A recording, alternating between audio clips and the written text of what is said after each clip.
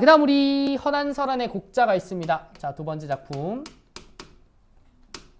자, 허난설원이라고 하는 사람의 자, 곡자라고 얘기를 하는데 자, 여기서 이 곡자라고 하는 말이 이제 여러 가지로 쓰이는데 일단 요걸 이해를 하려면 허난설원 본인의 삶을 조금 보셔야 됩니다. 자, 이 사람이 이제 규원가라고 하는 가사 작품을 쓰면서도 이제 본인의 남편이 조금 남봉꾼인가 봐. 그래서 이제 아내를 돌보지 않고 바깥으로 놔두는 사람이었는데 이거보다 더 큰 아픔이 뭐였냐면 자, 허난설원이 자, 자식을 자, 잃은 경험을 가지고 있어. 자, 근데 한 명이 아니라 두 명이나 잃은 경험이 있어. 그래서 해마다 1년에 한 명씩 자기 자식을 떠나보낸 그런 경험이 있거든. 자, 그래서 여기 나오는 곡자라고 할 때, 자, 이 곡자가, 아마 이제 곡소리라고 하는 말 많이 들어봤을 거야. 보통 이제, 사람이 죽고 장례식에 이를 때, 우리가 일반적으로 그때 무슨 소리 나니라고 하면은, 아이고, 아이고, 이런 소리 많이 듣거든. 그런 걸 곡소리라 그래요. 그래서 이제, 그걸 직업으로 삼는 사람도 있거든. 그 제목도 있어요. 이제 곡비라고 해가지고, 이제, 대신 울어주는 거야. 이제, 자기 가족을 직접 잃은 사람이 아이고 아이고 하고 울으면 체력 다 빠지고 진 다 빠지거든. 장례를 마칠 수가 없어. 그래서 이제 대신 울어주는 사람을 고용을 하거든요. 그래서 생각보다 이제 장례식장에서 아이고 아이고는 그 상주들이 하는 게 아니고 거기서 섭외된 곡비들이 하는 거야. 대신 엄청 슬프게 울어준단 말이야. 그러면 그걸 보는 것만으로도 그 감정이 대신 해소가 돼요. 그래서 장례를 무사히 마칠 수 있게 해주는. 자, 그러면은 곡자라고 하는 친구도 자, 말 그대로 곡소리. 자, 슬픈 울음을 오는 사람이 있다라고 하니까 자, 슬픈 울음을 이제 오는 사람은 이 작품의 작가인 허난설원이 될 가능성이 굉장히 높다라고 하는 거지. 자, 그럼 이것도 누군가를 잃은 경험이니까 일종의 이별의 카테고리에 넣어줄 수 있는 이런 작품이라고. 자, 우리가 오늘 앞에 배웠었던 개념과도 어느 정도 자, 상통할 거니까 우리가 진짜로 이 작품의 일부 단어들을 가지고도 이별을 끌어낼 수 있는지를 한번 봐봐. 자, 사실 그대로 나오죠. 지난해 사랑하는 딸을 여의고 올해는 사랑하는 아들이 잃었네. 여기 밑줄. 그대로 나왔잖아. 자식을 잃은 경험. 요것만 해도 시적 상황은 바로 끝났죠. 자, 그 다음 슬프고 슬프구나 광릉 땅이여 라고 얘기를 한대.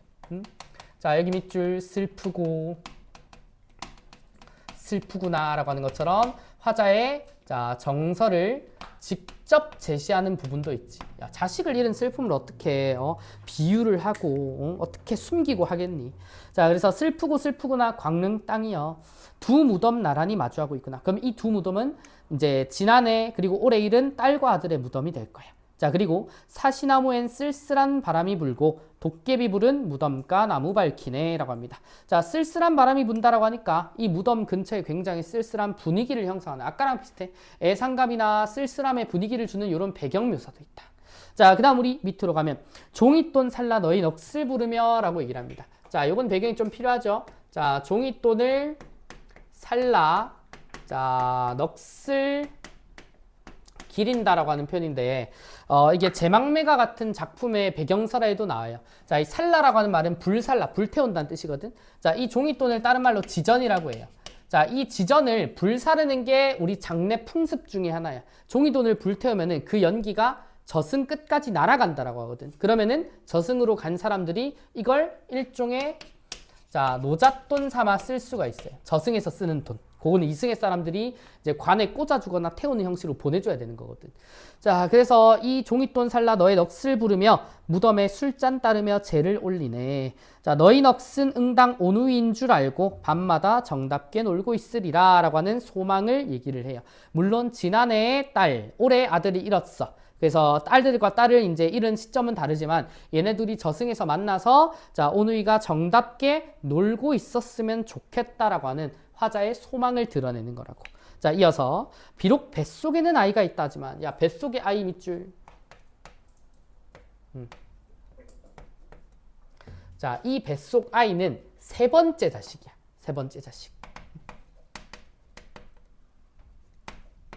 자, 그러면 이 세 번째 자식을 등장시킨 이유는 뭐냐? 자, 이 친구는 아직 태어나지 않은 살아있는, 멀쩡히 살아있는 아기죠. 근데 뱃속에 아이가 있다 하지만 자, 여기 밑줄. 어찌 잘 자라기를 바라겠는가? 자, 이 뱃속에 아이더러.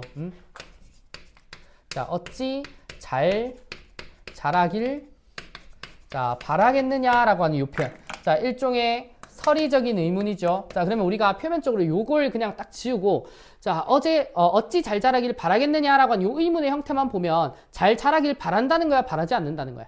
바라지 않는다는 거지. 근데 그런 엄마가 어딨냐? 뱃속의 아이가 잘 자라지 않길 바라는 엄마가 없죠. 그럼 이거는 어떤 표현이냐면, 이 서리적인 표현을 통해 자식 둘을 미리 보낸 죄책감을 드러내는 거야. 난 죄 많은 여자야. 자, 그러니까 자식 둘을 이렇게 보내고 세 번째 자식을 또 품고 있는데 어찌 내가 이 둘도 제대로 못 돌봤으면서 뱃속의 아이가 잘 자라길 바랄 수가 있었겠느냐라고 하는, 자, 일종의 죄책감을 표현한 내용이고요. 자, 그다음 밑에, 자, 부질없이 황대사를 읊조리다. 애끓는 피눈물에 목이 메는구나 라고 얘기를 합니다.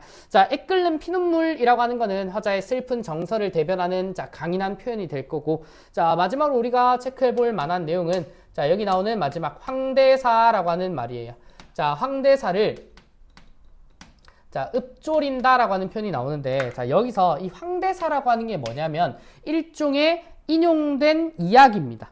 자, 그래서 여기 밑에 적어줄까요? 자, 고사의 인용이라고 얘기를 할 건데, 자, 고사의 인용을 하는 이유는 내가 드러내고자 하는 의도나 주제의식을 더 효과적으로 전달하기 위한 방법 중에 하나지. 자, 그럼 이 황대사라고 하는 이야기가 어떤 이야기일지, 자, 한번 읊어드리면, 자, 우리 고맙게도 오른쪽에 더 알아보기에 잠깐 있습니다. 한번 보세요.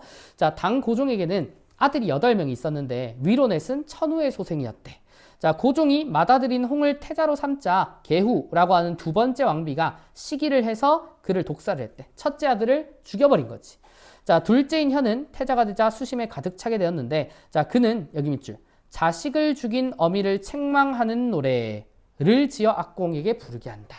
자, 그러면은 이 황대사의 기본적인 내용은, 자, 자식을 죽인 어미를 책망하는 내용의 노래라는 거지.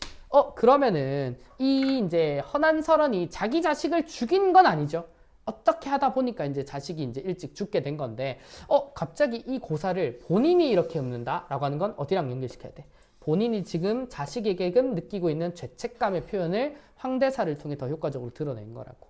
자, 결국 아이 둘을 일찍이 내보낸이 아니라 이제 죽음에 이르게 한 이제 엄마로서의 죄책감을 드러낸 슬픈 이별 노래다라고 보시면 되겠습니다.